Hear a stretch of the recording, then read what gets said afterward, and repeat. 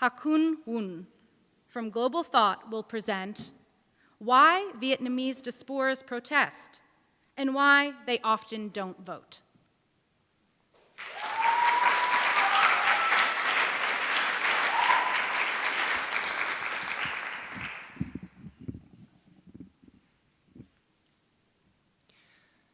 The year is 1999.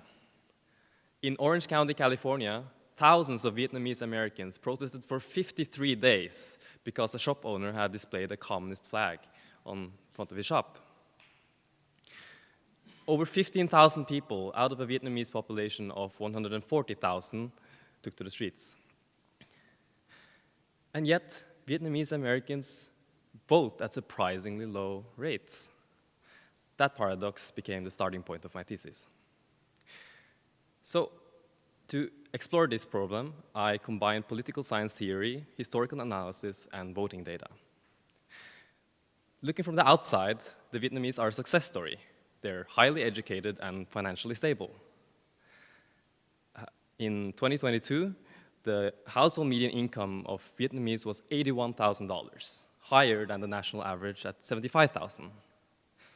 However, in 2020, only 55% of Vietnamese voted in the election, compared to 67% nationally. So, what's going on? I argue that education and income alone cannot explain this. Instead, we must look to history. Many Vietnamese came to this country as refugees fleeing from war, instability, and authoritarianism.